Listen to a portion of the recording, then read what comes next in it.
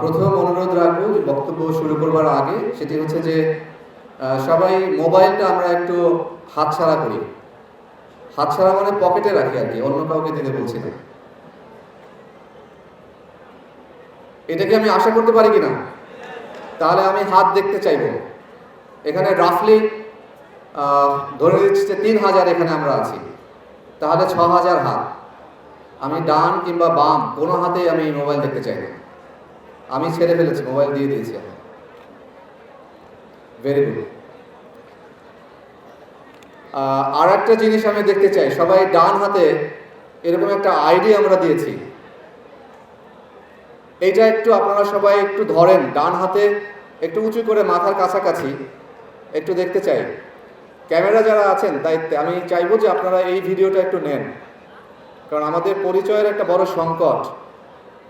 মাঠে যারা সহকর্মী কাজ করে, নবীন প্রবীণ, এই আইডি না থাকলে সামনে আমাদের জাতীয় নির্বাচন আছে, অনেক সময় বিপদে পড়তে হয়, বিপত্তি চলে আসে, চ্যালেঞ্জের মুখে পড়তে হয়।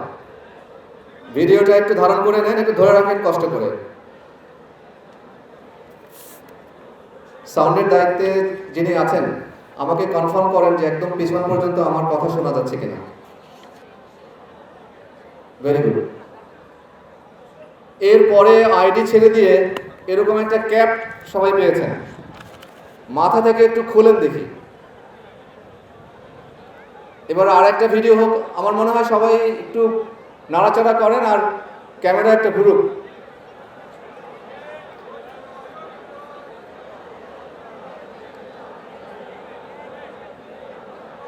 ভেবেছিলাম যে রোদের তীব্রতা বাড়বে যাতে করে ক্যাপটা কাজে লাগে, বিষয় তাই হয়েছে।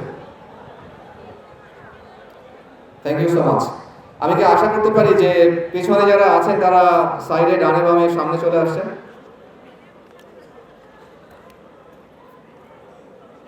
আমি একটু নিশ্চিত হতে চাই যে পিছনে, মঞ্চের পিছনে আর কোনো সহকর্মী নাই।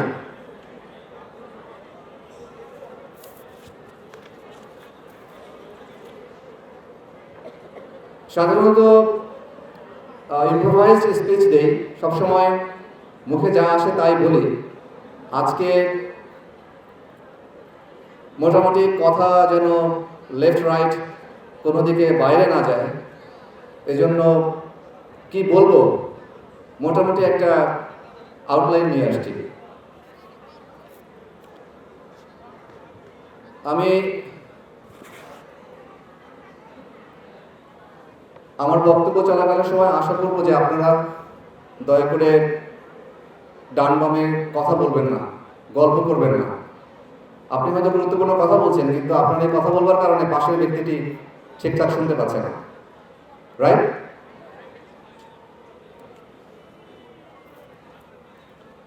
বিসমিল্লাহির রহমানির রহিম। আসসালামু আলাইকুম। আজ পিডিবিএফ প্রতিষ্ঠানটির জন্য একটি অনন্য, অভূতপূর্ব, একটি ঐতিহাসিক মুহূর্ত, একটি মহেন্দ্রক্ষণ।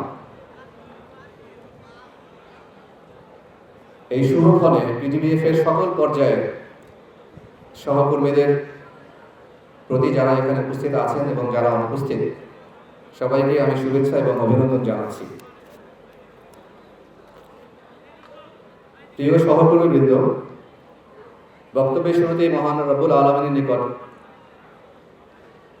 কৃতজ্ঞতা জ্ঞাপন করছি, শুকরিয়া আদায় করছি সকলের ঐকান্তিক এবং সমবেত প্রচেষ্টায় আজকে এমন একটি বর্ণাঢ্য আয়োজনে সামিল হওয়ার তৌফিক দিয়েছেন। সবাই আমরা আলহামদুলিল্লাহ বলি। আপনারা সকলেই লক্ষ্য করেছেন যে আজকের এই আয়োজনের নাম দেওয়া হয়েছে ফেলোশিপ। ফেলোশিপটির মাহাত্ম্য দিয়ে আমি আমার বক্তব্য শুরু করতে চাই। আজকের এই আয়োজন কেন? এই আয়োজনের মধ্য দিয়ে আমরা কি অর্জন করতে চাই? কিসে আজকের এই আয়োজন সার্থক হবে? কেন আমরা পঞ্চগড় থেকে শুরু করে, টেকনাফ থেকে শুরু করে, তেঁতুলিয়া থেকে শুরু করে টেকনাফ পর্যন্ত, সেই ভোলার, আমি জানি যে চর থেকে আমাদের এখানে লোকজন, আমাদের সহকর্মীরা এসেছেন। কেন আমরা এই কষ্ট স্বীকার করে একটি প্রান্তরে, একটি বিন্দুতে এসে আজকে আমরা হাজির হয়েছি? ফেলোশিপের বাংলা আবিধানিক অর্থে বেশ কিছু চমৎকার শব্দ আছে। সাহচর্য, সংসর্গ, সাথিত্ব। এর মধ্যে সবচেয়ে আকর্ষণীয় একটা শব্দ আছে হৃদয় যোগ।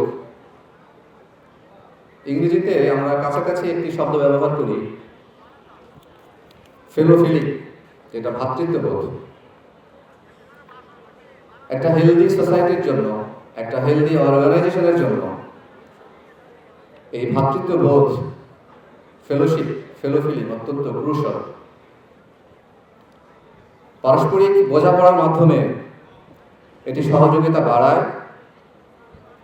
যোগাযোগ শক্তিশালী করে আর বিরোধের বিলুপ্তি ঘটায়। এই ফেলোশিপ সামাজিক সম্প্রীতি, কার্যকর শাসন ব্যবস্থা এবং সামগ্রিক মঙ্গলের ভিত্তি রচনা করে। সামাজিকভাবে মানুষ সমাজে টিকে থাকবার জন্য মানুষের গভীরে ফেলোশিপের জন্য একটি অর্গানিক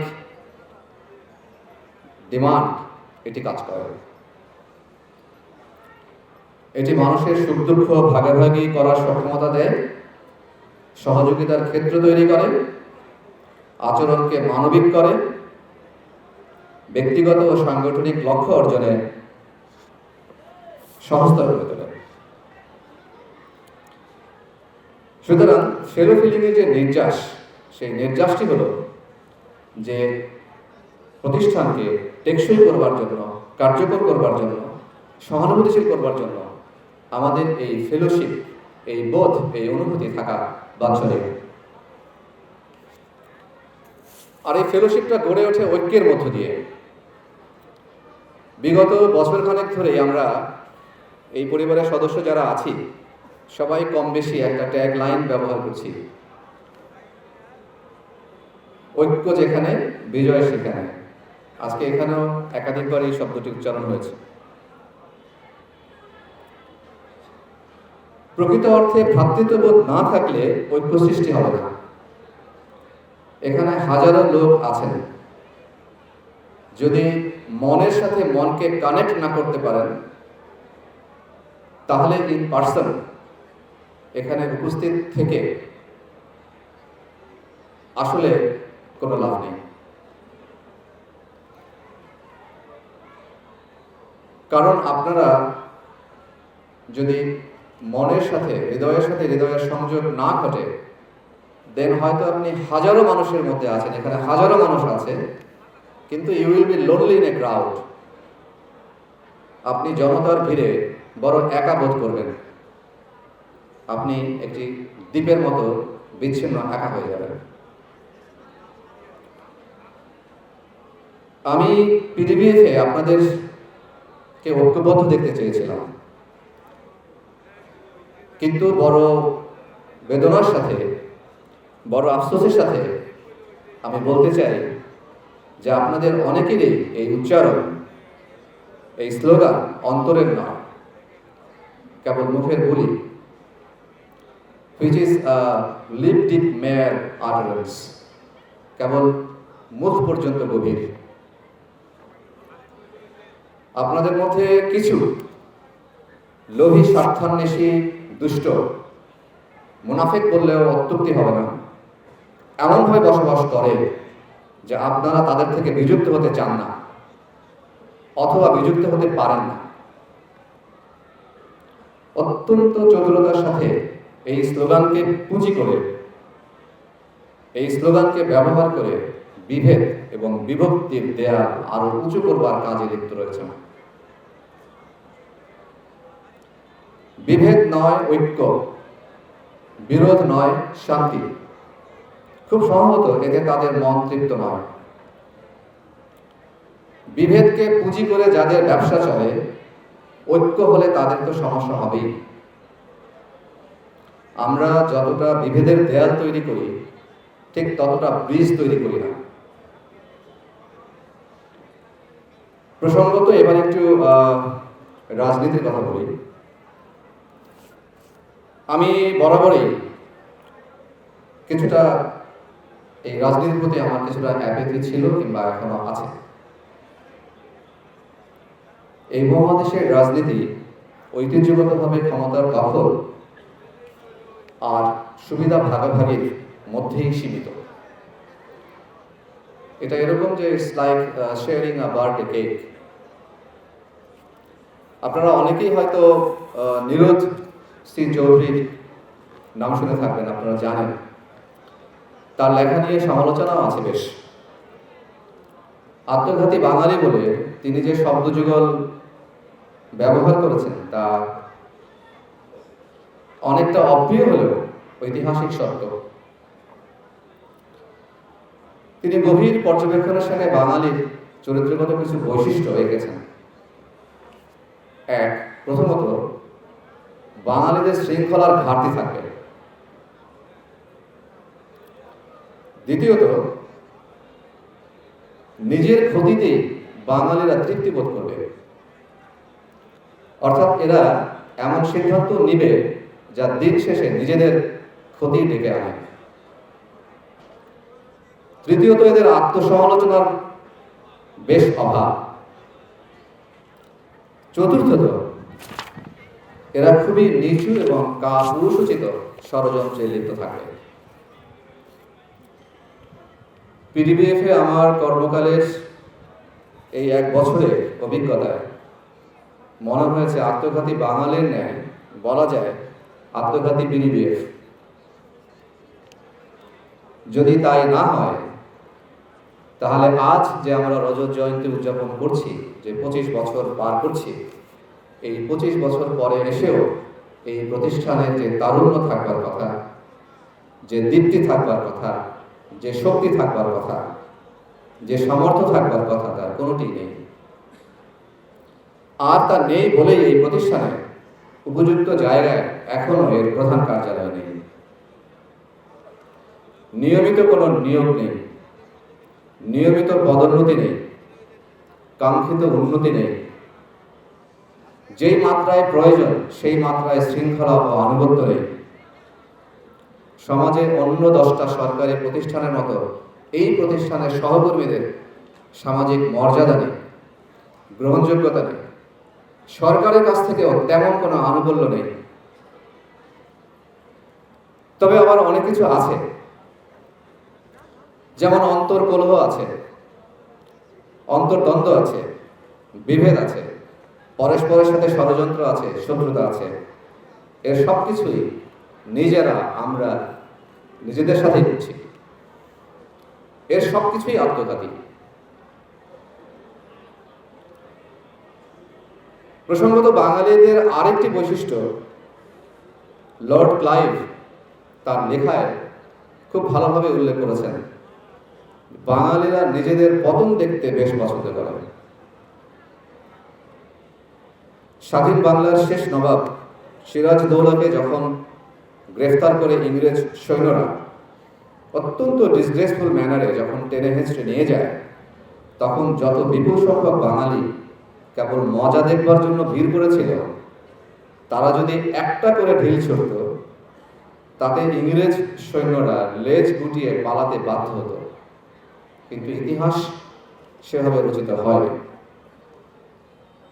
পিডিবিএফে আপনাদের অবস্থা, আমাদের অবস্থা মোটামুটি সেরকমই। আমি জানি ষড়যন্ত্রকারীরা, বিভেদ সৃষ্টিকারী যারা আছে, এদের সংখ্যা অত্যন্ত সত্যি গুটি কয়েক। আমি বিশ্বাস করি বাকিরা এখানে যারা সমবেত আছেন, হাজার হাজার সহকর্মী, তারা সবাই নিবেদিত প্রাণ ভালো মানুষ। কিন্তু ভালো হলে কি হবে? সবাই প্যাসিভ সাইলেন্ট মেজরিটি, দাঁড়িয়ে দাঁড়িয়ে মজা দেখবার লোক।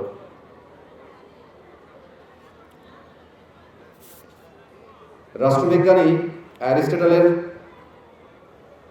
কথা হচ্ছে যে একটি দেশের মানুষ যেমন, সরকারও তেমন, নেতাও তেমন।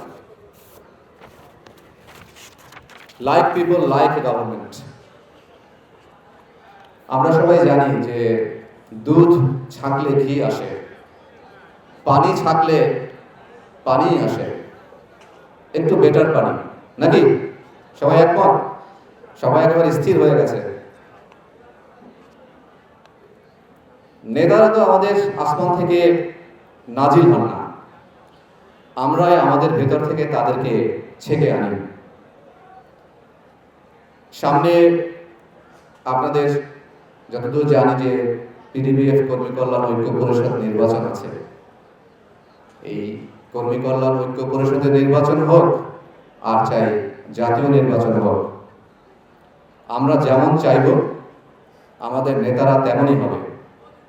আমরা যদি চোর হই তাহলে নেতারাও চোর হবে, আমরা যদি সৎ হই নেতারাও সৎ হবে। Therefore the choice is ours. সুতরাং পছন্দ কিন্তু আমাদের। সিভিল সার্ভিসে যোগদানের কারণ হচ্ছে আমি প্রজাতন্ত্রের সৎ কর্মচারী হতে চেয়েছি এবং আপনাদের এই হাজারো মানুষের সামনে দাঁড়িয়ে হলফ করে বলতে পারি, সরকারি অর্পিত দায়িত্ব পেশাদার ভঙ্গিতে প্রতিপালনের চেষ্টা করেছি এবং করব। তবে মুশকিল হচ্ছে এদেশের মানুষ আর আমরা যে সমাজে বসবাস করি, আমাদের চারপাশে যে বাস্তবতা, এই বাস্তবতায় আমাদের সামগ্রিকভাবে আমাদের সমাজ সৎ আমলা সইতে পারে না। ঘৃণিত কাজে লিপ্ত ভণ্ড মাওলানার ইমামতির পিছনে শত শত লোক খুশি মনে দাঁড়িয়ে যায়, কিন্তু তারা সৎ আমলা দেখতে পারে না। অপ্রিয় বাস্তবতা হলো যেই সমাজ সামগ্রিকভাবে দূষিত এবং কলুষিত, সেই সমাজে গুটি কয়েক মানুষের সততা এবং সৎকর্ম অপরাধ হিসেবে আখ্যা দেওয়ার অপচেষ্টা করা হয়। আমি বিস্তারিত ব্যাখ্যায় দিতে চাই না, আপনারা বাস্তবতা দেখে মিলিয়ে নেবেন। আর এই আধুনিক জটিল সমাজে সবচেয়ে মর্মান্তিক মিথ্যেবাদী হল আমাদের তথাকথিত সোশ্যাল মিডিয়া। এখানে বেসুমার স্বাধীনতা, অবাধ স্বাধীনতা, মুক্তি বুদ্ধির চর্চা ক্ষেত্র, আর এখানে সৃষ্টিকর্তার সব ফেরেশতাকুল লেখালেখি করে। আসলে কি তাই? ফেরেশতারা লেখালেখি করে এখানে? মোটেও তা নয়। যাদের পিতামাতার পরিচয় কেউ জানে না, যারা কেবল ভীরু আর কাপুরুষ, যারা যুগে যুগে চোরাগুপ্ত পথে নর্দমার অন্ধকারে চলে, তারাই এখানে বিচরণ করে। আর এরা সমাজে বিভ্রান্তি, বিদ্বেষ আর মিথ্যা ছড়ায়। কথা কি ঠিক? অথচ মানুষ আল্লাহর জমিনে ন্যায় প্রতিষ্ঠা করবে, ন্যায় নিশ্চিত করবে, এটাই স্বাভাবিক, এটাই প্রত্যাশিত, এটাই সৃষ্টিকর্তা কর্তৃক পবিত্র আমানত। বলা হয়ে থাকে যে human being on earth is assigned to do justice.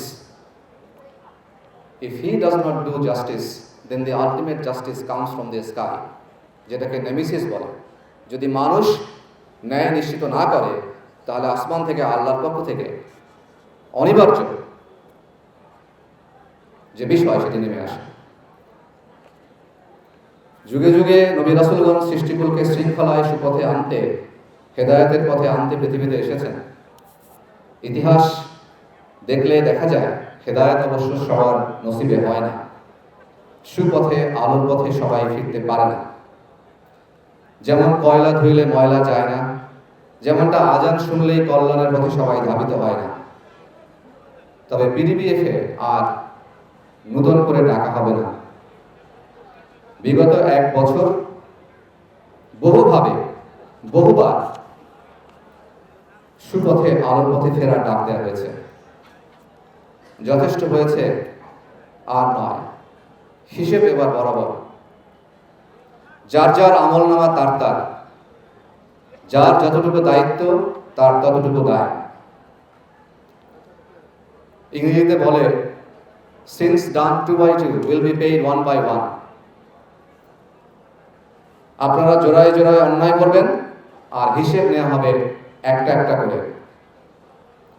যদি সম্ভব না হয় এই দুনিয়ায়, তাহলে আখিরাতে তো বটেই। আমি এতটুকু নিশ্চিত করি, পিডিবিএফ এ যতক্ষণ আছি ততক্ষণ শৃঙ্খলা অনুগত্যের সাথে অন্যায় এবং অপরাধের সাথে কোনো আপোষ নয়।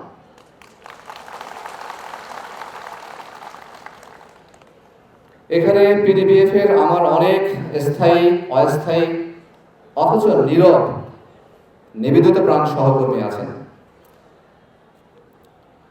আমি তাদের উদ্দেশ্যে বলি, আপনাদের ভাগ্য বদলে দেবে, আপনাদের পদোন্নতি দেবে, কাঙ্ক্ষিত কর্মস্থলে আপনাদের পদায়ন করে দেবে, এই নিচে আশ্বাসে আপনাদেরই কোনো কোনো সহকর্মী অতীতে আপনাদের রক্ত নিংড়ে নিজেরা মোটা তাজা হয়েছে, অথচ আপনাদের ভাগ্যের পরিবর্তন হয়নি। আমার আহ্বান থাকবে, ভবিষ্যতে এমন মিছে প্রলোভনে ভুল পথে বিপদগামী হবেন না। সুপথে থেকে প্রচলিত রীতি নীতি মেনে কর্তৃপক্ষের দ্বারস্থ হবেন, সরকারের দ্বারস্থ হবেন, আপনাদের যে কোনো পেশাগত যে কোনো প্রয়োজনে। আপনাদেরকে আর কোনো ব্যক্তি কিংবা গোষ্ঠীর দাস হতে হবে না। এখানে অনেক নবীন সহকর্মীরা আছেন,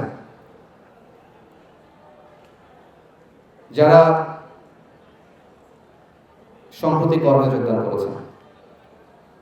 তোমাদের কাছে আমার প্রত্যাশা থাকবে, যেমনি নিখুঁত ও স্বচ্ছ প্রক্রিয়া বিধাতা সৃষ্টিকর্তা তোমাদের রিজিকের ফয়সালা করে দিয়েছে, ঠিক তেমনি ভাবে তোমাদের পেশাদার জীবন নিখুঁত এবং পঙ্কিলতা মুক্ত রাখবে। আমি কি এটা আশা করতে পারি তোমাদের কাছ থেকে? তাহলে তোমরা একটু হাত তুলে জানাও যে হ্যাঁ, আমরা আমাদের সেই প্রত্যয় ব্যক্ত করি। Thank you. পরিশেষে বলতে চাই, এই প্রতিষ্ঠান আপনাদের, এই পিডিবিএফ আপনাদের রিজিকের মাঠ। আত্মঘাতী কোনো কর্ম দিয়ে প্রকারান্তরে নিজেদের ক্ষতি ডেকে আনবেন না। ফেলোশিপ নামক যে চেতনা, যে চৈতন্য, সেটিকে সমুন্নত রেখে সকলের ঐক্যবদ্ধ প্রচেষ্টা পিডিবিএফকে এগিয়ে নেবেন, এবং এই পিডিবিএফ একদিন আপনাদের মর্যাদা ও গর্বের প্রতিষ্ঠানে পরিণত হবে। আপনাদের এই প্রচেষ্টা সফল করবার জন্য একটা ফিলোসফি দরকার, একটা দর্শন দরকার। যে ফিলোসফি হচ্ছে 3H। এই পাশ থেকে অনেক আওয়াজ পাচ্ছি, কথা বলছেন, চিৎকার চেঁচামেচি করছেন। 3H ফিলোসফি রুডিয়ার্ড কিপলিং এর একটা কবিতায়, চিলড্রেন্স সং নামক একটা কবিতার শেষ দুটো লাইনে এই 3H তিনটা শব্দের কথা বলেছেন। একটা হচ্ছে হেড, একটা হচ্ছে হার্ট, আর হচ্ছে হ্যান্ড। কবিতার শেষ দুটো লাইন আপনাদেরকে শোনাতে চাই। সেখানে বলেছেন যে, O motherland, we place to thee our head, heart and hand in the years to be। আমি গত রাতে ঘুমানোর আগে এটার একটা ভাবানুবাদ করার চেষ্টা করছিলাম। ভাবানুবাদটা এরকম দাঁড়ায় যে, হে মাতৃভূমি, তোমার কাছে অঙ্গীকার করি আজ, চিরকাল তোমার তরে হোক আমাদের মেধা, মনন ও কাজ। আসলে হেড তো symbolic, it refers two brain, it refers two intellect. এটা বলতে মেধা বোঝায়। হার্ট রেফার্স টু আমাদের মনন, আমাদের বিবেক, আমাদের চেতনা, আমাদের চৈতন্য। আর hand symbolic, it refers to labour, it refers to industry, এটা শ্রমকে বোঝায়, কাজকে বোঝায়, কর্মকে বোঝায়। তো এই যে 3H ফিলোসফি যখন আমাদের মাথা, মস্তিষ্ক, আমাদের মেধা, মনন আর হাত একসঙ্গে সংযুক্ত হবে, তখনই আমরা এই যে যেই প্রতিষ্ঠানে আমরা কাজ করছি, যেই ফসলের মাঠ বললাম, সেখানে আমরা ফসল ফলাতে পারব। আমি বক্তব্য শেষ করবার আগে এই কবিতাটার শেষ 2 লাইনে ও মাদারল্যান্ড যেখানে আছে সেখানে আমি শুধু পিডিবিএফ বসিয়ে দিতে চাই। আপনাদের আপত্তি আছে? আমরা এখানে যারা আছি এই মুহূর্তে আমাদের সবার রিজিক পিডিবিএফ থেকে হয়, অ্যাপার্ট ফ্রম ফিউ গেস্টস, যারা সামান্য কিছু যারা মেহমান আছেন তারা ছাড়া। আমি আজকে আপনাদেরকে নিয়ে সেই শপথটা করতে চাই। আপনারা সবাই রাজি আছেন? তাহলে সবাই যে যেখানে আছেন, পিছনে থাকেন, ডানে থাকেন, বামে থাকেন, সবাই যার যার আসন থেকে দাঁড়াবেন। আমরা অনেক শপথ স্টুডেন্ট লাইফে করেছি, দাঁড়িয়ে শুধুমাত্র হাতটা মুষ্টিবদ্ধ করে প্রসারিত করবেন। আজকের ফেলোশিপ বলতে কি বোঝায়, এই 2 মিনিটের মধ্যেই ফেলোশিপটা আমরা দেখতে চাই, দেখাতে চাই, এবং সেটা আমরা ধারণ করতে চাই।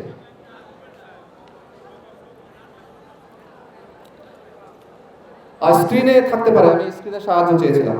Thank you. আমি বলবো যেরকম স্কুলে আমরা শপথ প্রতিদিন সকালে অ্যাসেম্বলির সময় করেছি, অলমোস্ট সিমিলার। তবে এটা করবার আগে আমার অনুরোধ থাকবে, আপনারা মুখে উচ্চারণ করার আগে আপনি নিজে মনের সঙ্গে কানেক্ট আছেন কিনা জিজ্ঞাসা করে নেবেন। Please ask yourself. সবাই হাত উঠান। আজকে একটা শপথ হবে নিজের সাথে নিজের আত্মা এবং বিবেকে। আমি কবিতার লাইন ঠিকই রেখেছি, শুধু ও মাদারল্যান্ডের জায়গায় ও পিডিবিএফ। আমি বলার পরে জাস্ট রিপিট আফটার মি, আমার পরে আপনারা বলবেন। কারেক্ট? সবাই বুঝতে পেরেছেন পিছনে? ওকে, ডান। ও PDBF, we place to thee our head, heart and hand in the years to be. হে পিডিবিএফ, তোমার কাছে অঙ্গীকার করি আজ, চিরকাল তোমার তরে হোক আমাদের মেধা, মনন ও কাজ। সবাইকে ধন্যবাদ। সবাই বসেন।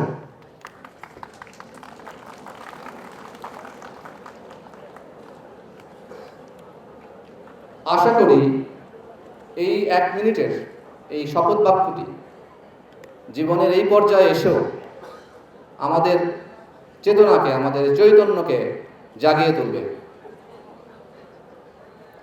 যদি আমরা সবাই মিলে সেটি করতে পারি, তাহলে আজকের এই কষ্টের যে ফেলোশিপ আয়োজন, এই আয়োজন সার্থক হবে।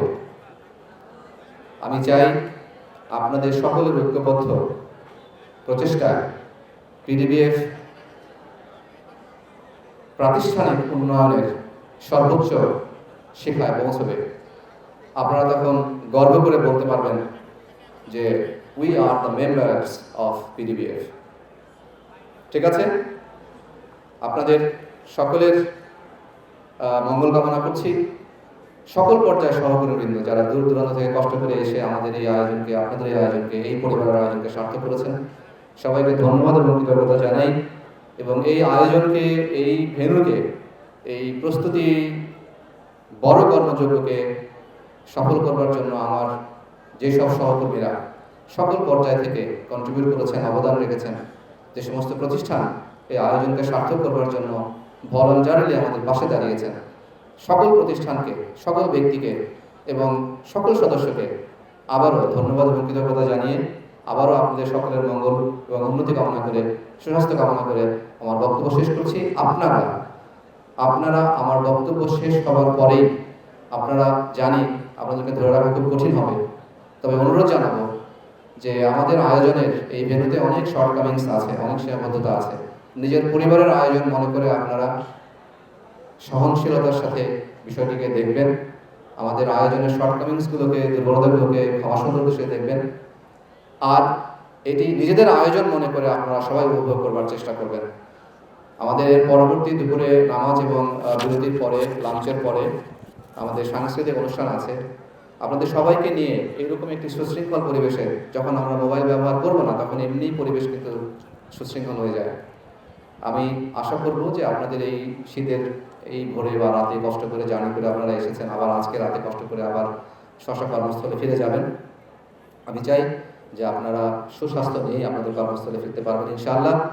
আর ফিরে যেয়ে আপনাদের কর্মস্থলকে, আপনাদের কর্ম এবং আপনাদের কাজ দিয়ে এই প্রতিষ্ঠানটাকে আপনারা সুশোভিত করবেন। আবারও সবাইকে ধন্যবাদ জানিয়ে বক্তব্য শেষ করছি। ফি আমানিল্লাহ। আসসালামু আলাইকুম।